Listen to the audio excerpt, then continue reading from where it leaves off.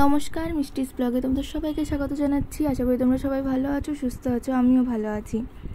আজকে সকাল এখন 8টা মতো বাজে। মা এখন বসে রয়েছে, বেরোবে একটু পরেই, যাবে রান্নাঘাটে।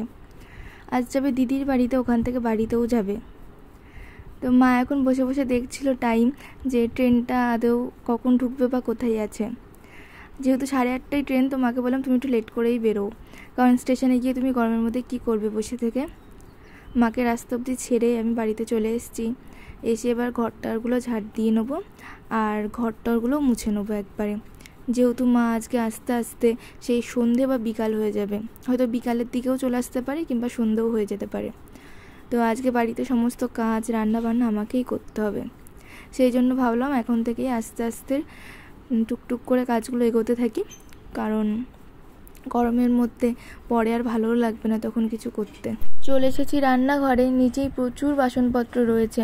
ভাবলাম আগে এগুলোই গুছিয়ে নিই, তারপরে না হয় রান্নাবান্না বসাবো। এখনও বুঝে উঠতে পারছি না যে সকালের জন্য কি খাবার করব। ভাবছি ভাতটা একটু দেরি করেই বসাবো, নাহলে এই গরমে ভাত টাতগুলো নষ্ট হয়ে যাচ্ছে, রাত অবধি খাওয়া যাচ্ছে না। তো সেই জন্য ভাবছি যে ভাতটা একটু বেলার দিকেই বসাবো। রান্নাবান্না হয়ে গেলে 12টা সাড়ে 12টার দিকে ভাতটা বসালেই তাড়াতাড়ি হয়ে যাবে। তার জন্য এদিকে এখন বাসনপত্রগুলো গুছিয়ে নিচ্ছি। আর দেখি সকালবেলা এখনও ঠিক করতে পারিনি যে কী রান্নাবান্না করব। ভাই তো অনেকক্ষণ ধরেই বলছে যে চাউমিন কর, কিন্তু আমার না ভালো লাগছে না গরমের মধ্যে এখন আর চাউমিন করতে। দেখি কি করা যায়। এখন ঘরের মধ্যেও প্রচুর বাসনপত্র ছিল, সেগুলো এখন এই তাকটার মধ্যে গুছিয়ে রাখছি। ভাই এত বারবার বলছে আজকে একটু চাউমিন কর, তো ওর কথা শুনেই ভাবলাম তাহলে একটু চাউমিনই করি। আমি ওকে বলছিলাম যে একদিন সন্ধ্যেবেলার দিকে চাউমিনটা করব। 1 প্যাকেট চাউমিনও ঘরের মধ্যে ছিল, তো ওকে বলছিলাম যে একদিন সন্ধ্যেবেলাতে চাউমিন করব, তাহলে সন্ধ্যেবেলাতে আমাদের টিফিনটা হয়ে যাবে। তো ও বলছে আজকেই তুই চাউমিনটা কর। তো আমাদের দুজনের মতন অল্প করে চাউমিন ভিজিয়ে রেখেছি ঠান্ডা জলে। আমি চাউমিনটা আবার গরম জল করে ফোটাই না, গরম জল করে ফোটালে না কেমন একটা ন্যাপটা টাইপের হয়ে যায়। তো এই ঠান্ডা জলের মধ্যে আমি ভিজিয়ে রেখেছি। এবারে এটা ভিজতেই আমার আলু টালু সমস্ত কিছু কাটা হয়ে যাবে। আলু কাটতে এটা ভিজে যাবে, ততক্ষণে আমি এটা জলটা ঝরিয়ে রেখে দেবো। কিংবা আলু ভাজতে বসিয়ে এটা যদি জল দিয়ে ভিজিয়ে রাখা যায়, তাও এটা নরম হয়ে যায়।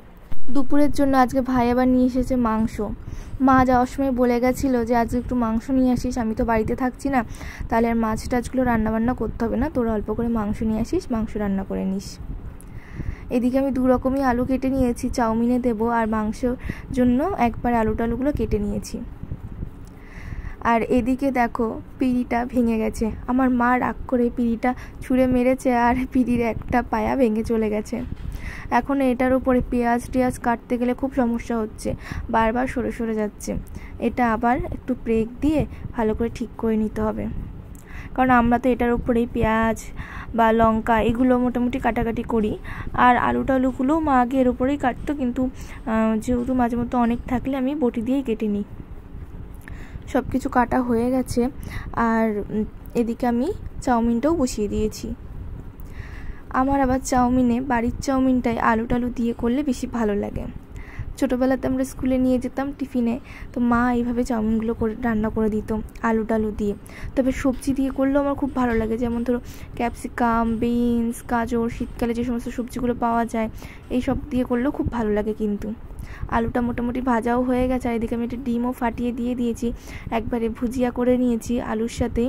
আর চাউমিনটা অনেকক্ষণ ধরে ভেজানো ছিল, আমি জল ঝরিয়ে আগের থেকে রেখে দিয়েছিলাম।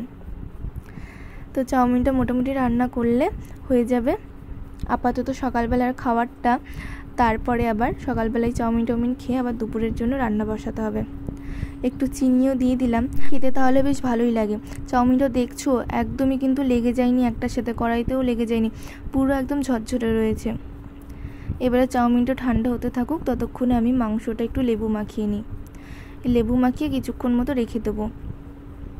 মাংস টাংস আমি বেছে ধুয়ে নিয়েছি, এদিকে লেবুটা মাখিয়ে রেখে দেবো। ভাই ওই ঘরে বসে রয়েছে, ওর খাবারটাও নিয়ে যাব। দুজনেই ভাবছি একবারে একসাথে খেয়ে নেব। তো এবারে প্লেটে দুজনের খাবারটা একটু বেড়ে নিয়ে যাব ওই ঘরে, ফ্যানের তলায় বসে খাবো। এইটুকু রান্না করতে গিয়ে আমি ঘেমে নিয়ে কি অবস্থা। আজকে আবার বাড়িতে সসও নেই, সেই জন্য আর পেঁয়াজ আর শসা কাটিনি। ভাইকে বলেছিলাম দোকান থেকে আসার সময় তুই 1 প্যাকেট সস নিয়ে এসিস, কিন্তু ও আর আনেনি। দুটো বাটি দুজনের সামনে রেখেছিলাম, ওকে আগে বললাম দেখ তুই কোনটা নিবি, তো ও প্লেটটাই নিল, আমার জন্য বাটিটা রেখেছে। খাওয়া দাওয়া তো কমপ্লিট। এদিকে আমি আবার চলে এসেছি রান্নাঘরে দুপুরের রান্নাটা বসাবো বলে। আলু টালুগুলো কেটে রেখেছিলাম, এবার ভেজে নেব। মাংসের থেকে আলুই বেশি, মাংস রয়েছে আজকে 500 মতো, কিন্তু আলু দিয়েছি আমি 12-13 পিস মতো। আসলে দুপুরবেলাতে আমরা 3 জন 2 পিস করে খাবো, আর রাতের বেলাতে 1 পিস করে খাবো বলে সেইভাবেই আলুটা দিয়েছি। আসলে আমি তো মনে হয় আগেও একটা ব্লগে বলেছিলাম যে মাংসর থেকে আলুটা আমাদের বাড়িতে বেশি সবাই ভালোবাসে। মা তো অতটা আলু খায় না, কিন্তু আমরা 3 জনেই আলু বেশি ভালোবাসি। তো মাংস 1 পিস হলেও আমাদের 2 পিস আলু হলে মোটামুটি খাওয়া হয়ে যায়।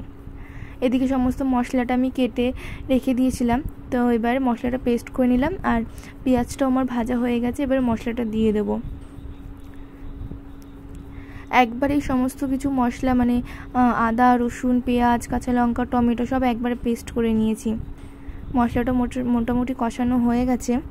আর এদিকে আমার ভাতটাও বসিয়ে দিয়েছি, কিন্তু এই উনুনটাতে না এত আস্তে আস্তে উনুনটা জ্বলছে, জোরই নেই, তো ভাতের জল ফুটতে ফুটতেই মানে আজকে বেলা গড়িয়ে যাবে।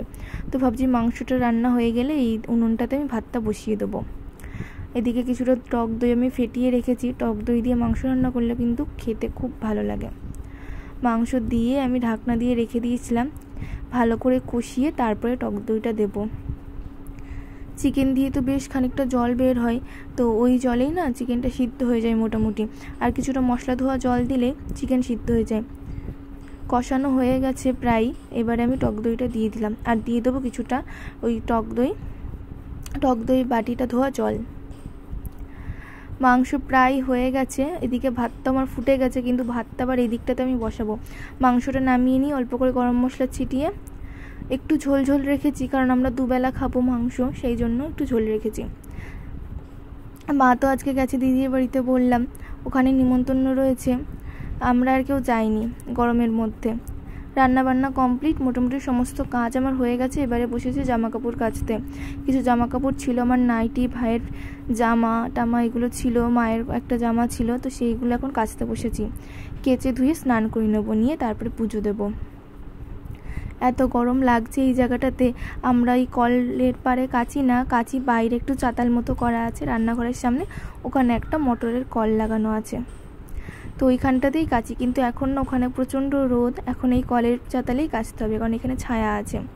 কিছুক্ষণ আমি একটু রোদ্দুরে রেখে দেবো, জামা কাপড়গুলো ভিজিয়ে রেখেছি, একটু রোদ্দুরে রাখলে বেশ ভালো হবে।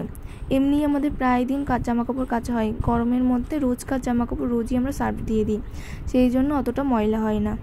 এখন খেতে বসেছি আমি আর ভাই, পাপার খাবারটাও আমরা বেড়ে রেখেছি, পাপা এখন করছে স্নান। দুপুরের আজকে একদম সিম্পল মেনু, ভাত আর মাংস, পেঁয়াজ কেটে নিয়েছি, একটু লেবু নিয়েছি, আর আগের দিনের একটু তরকারি ছিল চাল কুমড়ো, আর ছিল পটল ভর্তা, ওটাই রয়েছে। আমি আর পাপা খাবো, ভাই আর খাবে না। তাহলে চলো খেতে খেতে আজকে ব্লগটা শেষ করি। তাহলে ব্লগটা ভালো লাগলে অবশ্যই কিন্তু একটা লাইক কমেন্ট শেয়ার করে দিও, যারা নতুন আছো তারা সাবস্ক্রাইব করে দিও চ্যানেলটা।